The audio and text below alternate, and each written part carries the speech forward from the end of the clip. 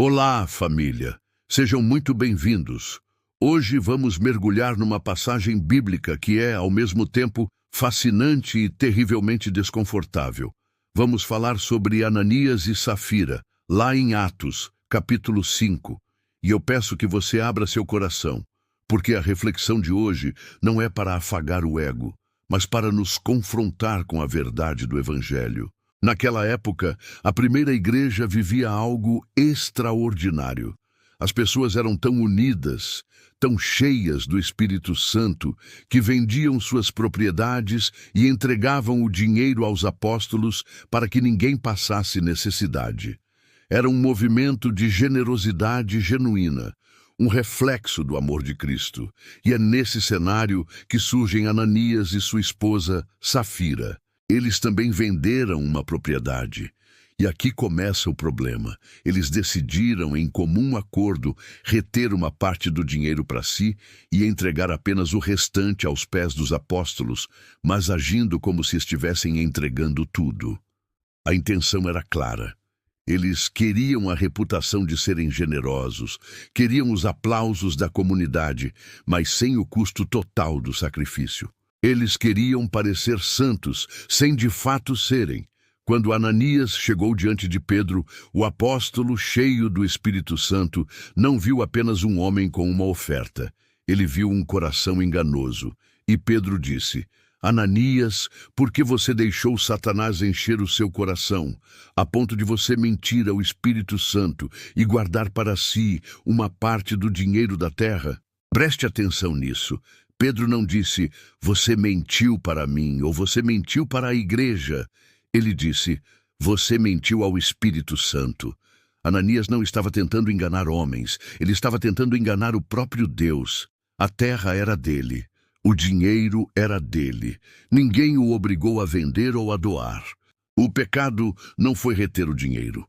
O pecado foi a mentira, a hipocrisia, a tentativa de manipular a percepção das pessoas e, pior, de Deus.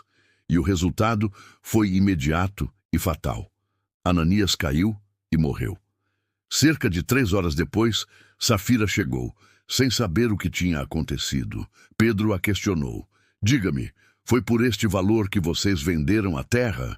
E ela, cúmplice na mentira, confirmou. Sim, foi por esse valor. Pedro então a confronta. Por que vocês entraram em acordo para tentar o Espírito do Senhor? Naquele mesmo instante, ela também caiu e morreu. Agora vamos trazer essa história para os nossos dias.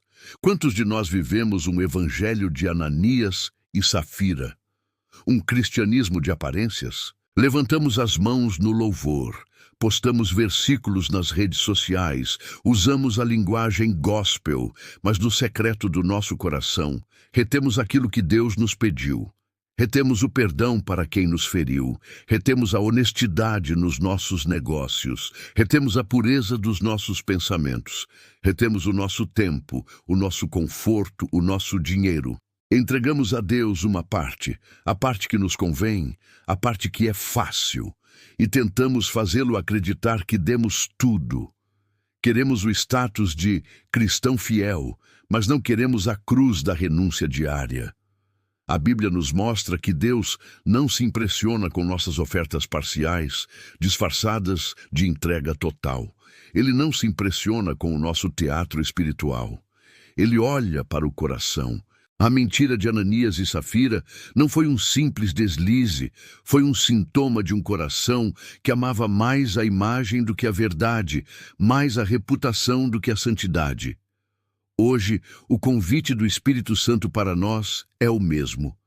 Por que encher o coração com engano? Por que tentar a Deus? Ele conhece você, Ele sabe o que você reteve.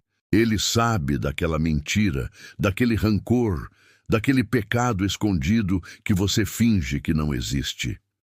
O que assusta na história deles não é a punição, mas a revelação de que é possível estar no meio do povo de Deus, participando das atividades da igreja e ainda assim ter um coração completamente distante dele, um coração que mente ao Espírito Santo.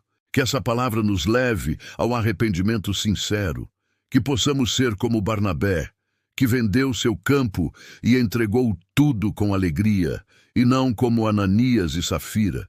Que Deus nos livre de um cristianismo de fachada e nos conceda a graça de um coração íntegro e totalmente rendido a Ele. Obrigado por ter ficado comigo até aqui nesta reflexão profunda. Se essa mensagem tocou seu coração, deixe seu like, compartilhe com alguém que precisa ouvir e, claro, se inscreva no canal para não perder nossos próximos vídeos. Que a graça e a verdade de Cristo estejam sempre com você. Fiquem com Deus e até a próxima.